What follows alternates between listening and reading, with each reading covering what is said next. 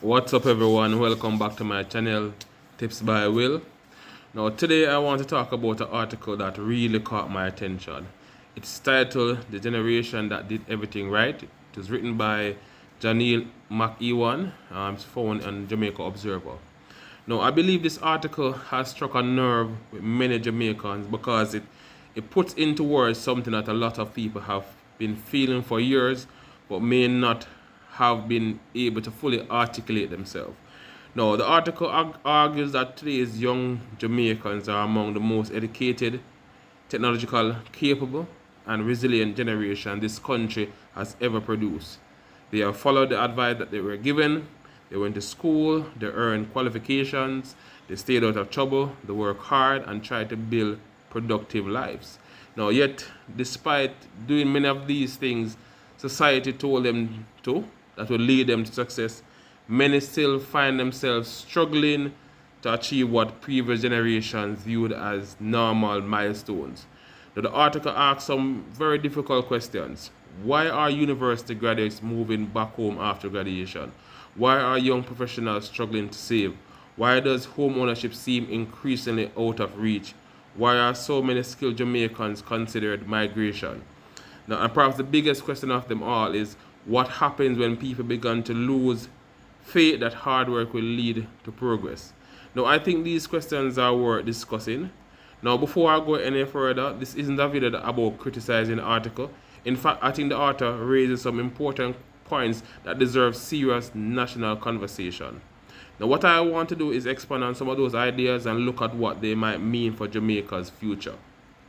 One of the strongest points made in the article is the difference between economic statistics and lived experience.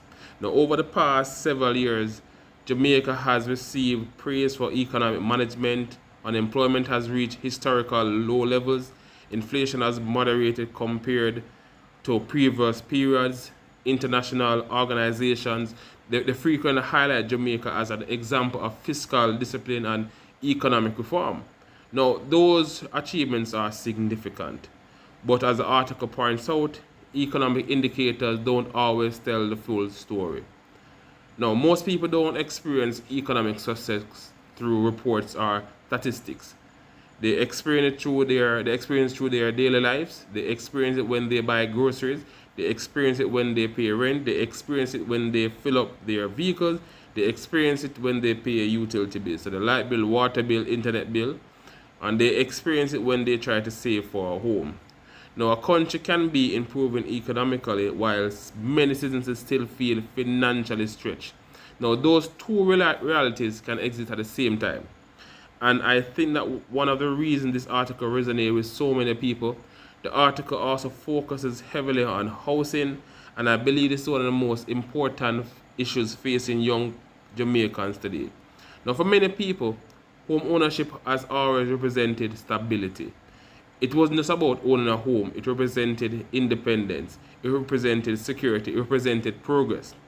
For previous generations, buying a home was difficult, but many believe it was achievable through consistent work and careful financial planning. So you work hard and you save, you can own a home for yourself.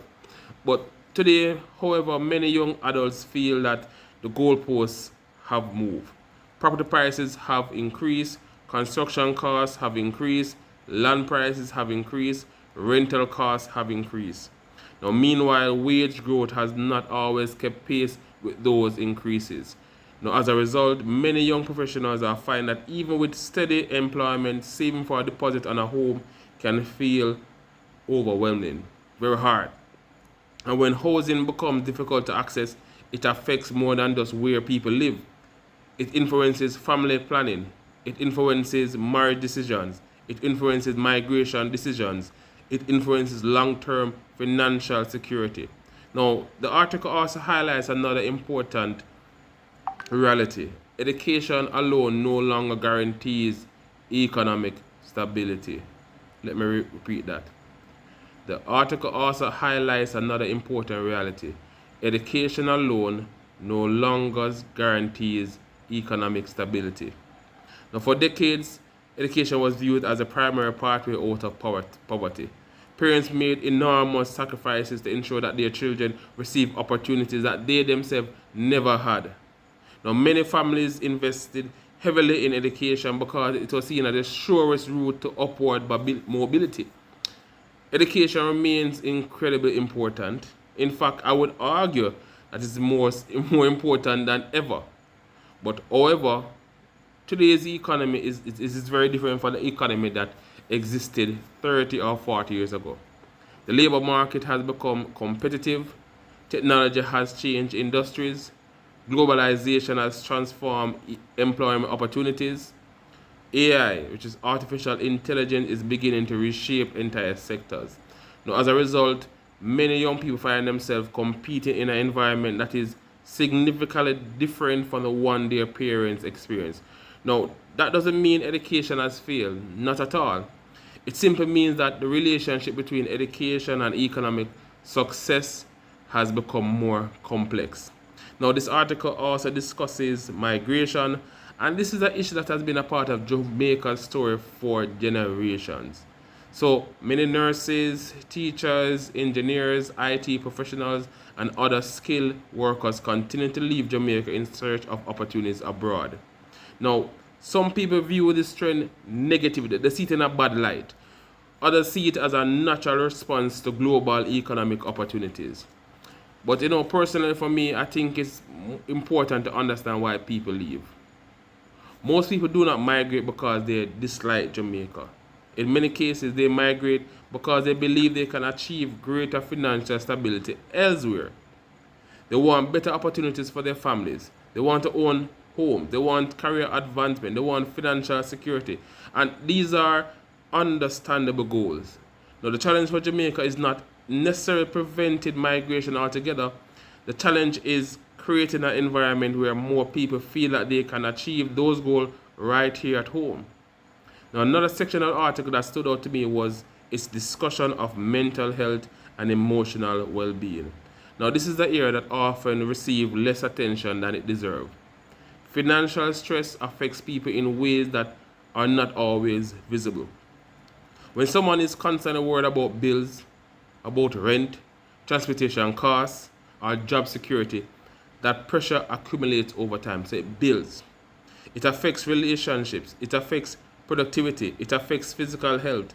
It affects emotional well-being. The article makes a point that a society operating in constant survival mode may struggle to fully realize its creativity and economic potential. And I think that's where you find a lot of truth in that observation. Now, people perform at their best when they have some degree of stability. When individuals are constantly under pressure just to meet basic expenses, it becomes more difficult to focus on innovation, entrepreneurship, long-term planning, and also personal growth. Now, one area that I believe deserves continued discussion is productivity.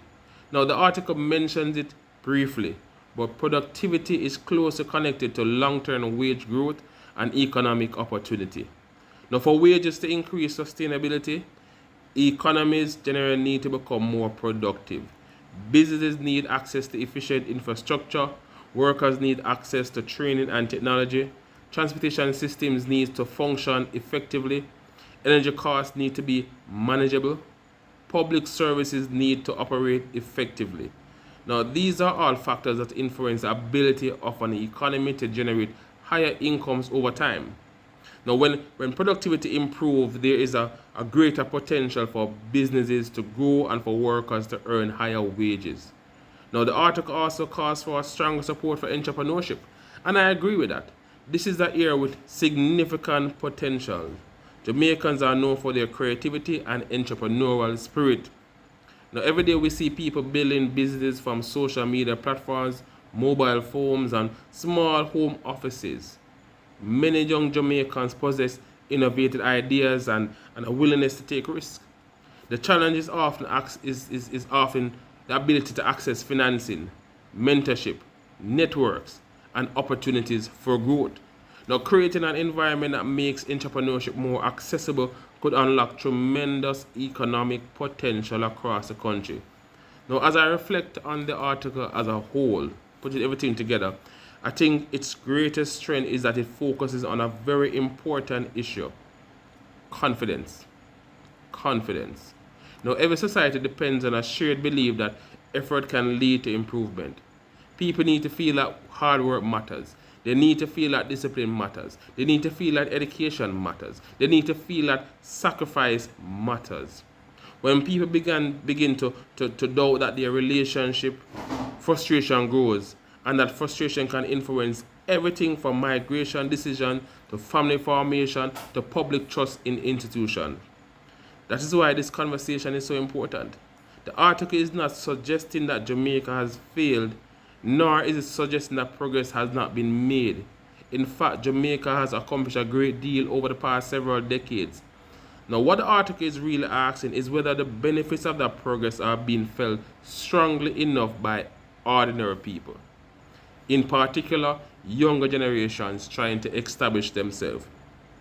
And I think that's a fair question.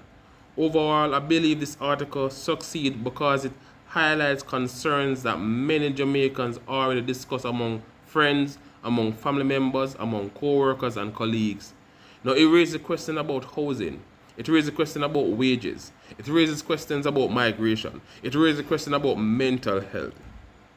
And perhaps most importantly, it raises questions about opportunity. Now, the fact that so many people identify with the article suggests that it has touched on something real.